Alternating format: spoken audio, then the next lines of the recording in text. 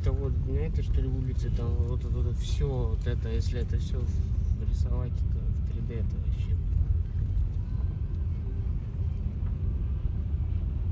Металлом газовики не поживут.